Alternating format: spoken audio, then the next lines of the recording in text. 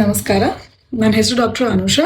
ನಾನು consultant pulmonologist ಹಾಗೂ sleep disorder specialist. Deepavali ಹಬ್ಬ ಬಂದರೆ ಎಲ್ಲರಿಗೂ ಸಂತೋಷದ ಸಮಯ.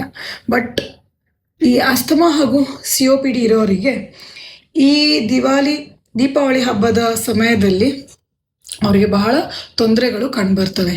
ಈ ಪಟಾಕಿಗಳು ಹೊಡೆಯೋದ್ರಿಂದ ಅದರಿಂದ ಆಗುವ ಏರ್ ಪೊಲ್ಯೂಷನ್ನು, ಚಿಕ್ಕ ಕಣಗಳು, ಇದರಿಂದ ಅವರ ಉಸಿರಾಟದ ಟ್ಯೂಬ್ನಲ್ಲಿ ಬ್ಲಾಕೇಜಸ್ ಕಾಸ್ ಮಾಡಿ ಅವರಿಗೆ ಆಸ್ತಮಾ COPD ಬಹಳ ಜಾಸ್ತಿ ಆಗಬಹುದು. ಈ ಪಟಾಕಿಗಳಲ್ಲಿ ಪೊಟ್ಯಾಷಿಯಂ ನೈಟ್ರೇಟ್, ಸಲ್ಫರ್ ಡೈಆಕ್ಸೈಡ್ ಬಹಳ ಚಿಕ್ಕ ಕಣಗಳು ಇರ್ತವೆ.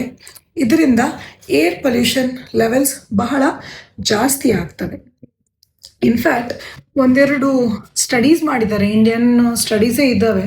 ಸೊ ಅದರಲ್ಲಿ ಏನಂದರೆ almost 70% of the asthma patients ಯಾರಿದ್ದಾರೆ ಅವರು ಮೋಸ್ಟ್ ಕಾಮನ್ಲಿ ಡೆಲ್ಲಿಯಿಂದಾನೇ ಕಂಡ್ಕೊಂಡು ಬಂದಿದ್ದಾರೆ.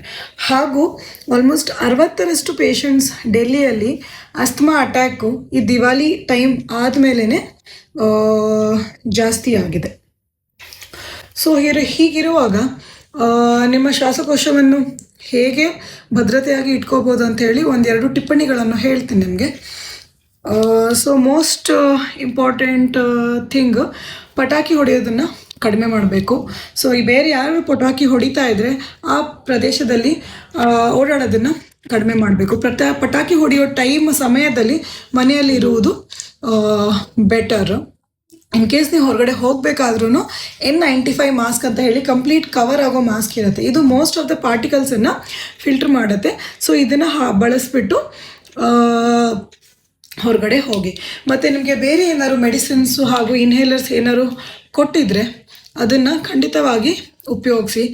ಇದೆಲ್ಲ ಆದ್ರೂ ನಿಮಗೆ ಉಸಿರಾಟದ ತೊಂದರೆ ಆಗಿ ಕೆಮ್ಮು ಬರೋದು ಬಹಳ ಜಾಸ್ತಿ ಆದರೆ ನಿಮ್ಮನ್ನ ಪಲ್ಮನಾಲಜಿಸ್ಟನ್ನು ಹೋಗಿ ಮೀಟ್ ಮಾಡಿ. ಸೊ ಈ ಎಲ್ಲ ಮುನ್ನೆಚ್ಚರಿಕೆಗಳನ್ನು ಅನುಸರಿಸಿ ನಾವೆಲ್ಲರೂ ಒಳ್ಳೆಯದಾಗಿ ದೀಪಾವಳಿ ಹಬ್ಬವನ್ನು ಆಚರಿಸೋಣ. ಧನ್ಯವಾದ.